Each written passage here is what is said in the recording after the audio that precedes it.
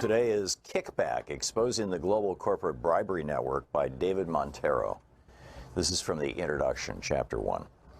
During Watergate, the appointment of a special prosecutor to investigate Richard Nixon's alleged tampering with elections was intended to mark the close of a sordid chapter in American history.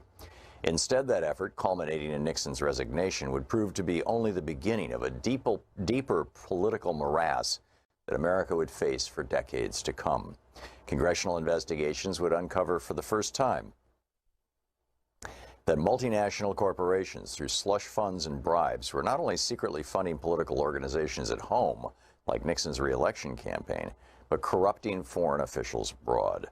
This new perspective on the corporate abuse of power and its impact overseas would result in the Foreign Corrupt Practices Act, FPCA, groundbreaking legislation that, by prohibiting commercial bribery for the first time in history, sought to change how capitalism and political affairs were conducted all around the world. Now, more than 40 years later, we are experiencing a kind of déjà vu as the special counsel investigates whether the president allegedly abused his power, again by obstructing an inquiry into a possible manipulation of our country's elections. Just as was the case in Watergate, whatever special counsel Robert Mueller uncovers will likely mark the beginning, rather than the end, of a reassessment of how power actually operates in this country. And just as in Watergate, there's the possibility that Mueller's far-reaching probe may reveal how tightly political corruption and corporate corruption are linked through bribery, just under the surface of America's political life. Nixon was the recipient of secret corporate donations, which were considered illegal because they should have been disclosed. But the payments, while unlawful, did not compromise the presidential election itself.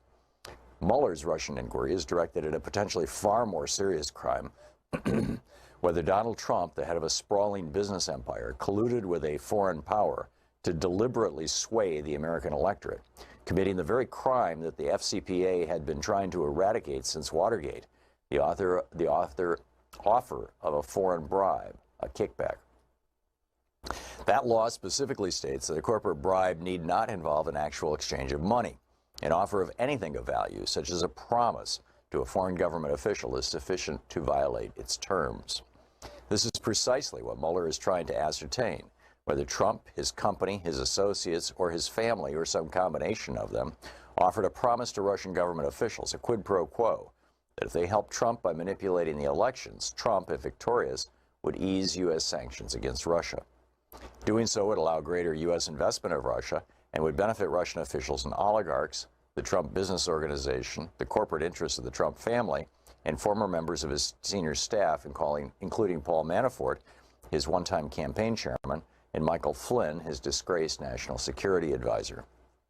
If the Trump organization or anyone connected with it did make such a promise, and depending on how that promise was conveyed to Russian officials, the Justice Department would have strong grounds for pursuing an FCPA charge, among others.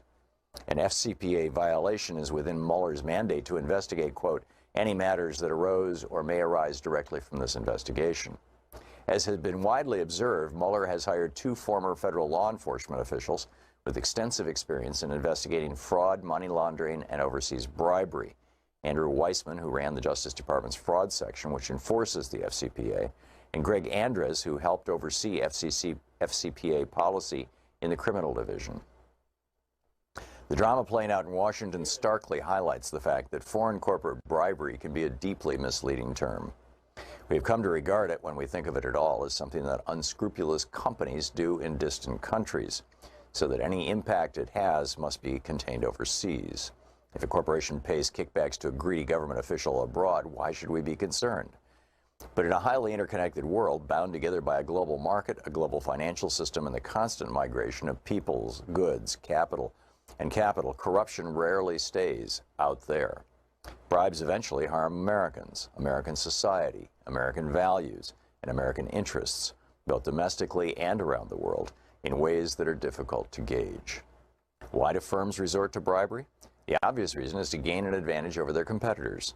But illicit payments also buy the illusion of growth in the short term, of increased market share and inflated firm value.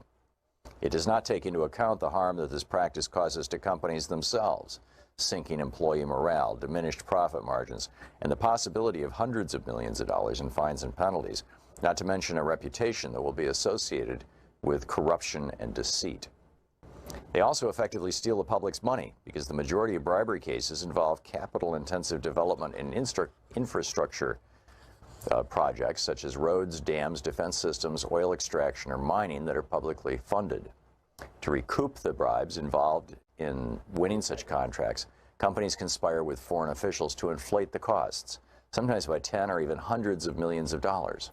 While the companies and the officials win out, taxpayers are left shouldering the burden. Corporate bribes involve a remarkable amount of money. The World Bank has estimated $1 trillion a year, although this may represent the high end. Others have placed the market at 10% of the $4 trillion spent annually on global public procurement. The book Kickback by David Montero.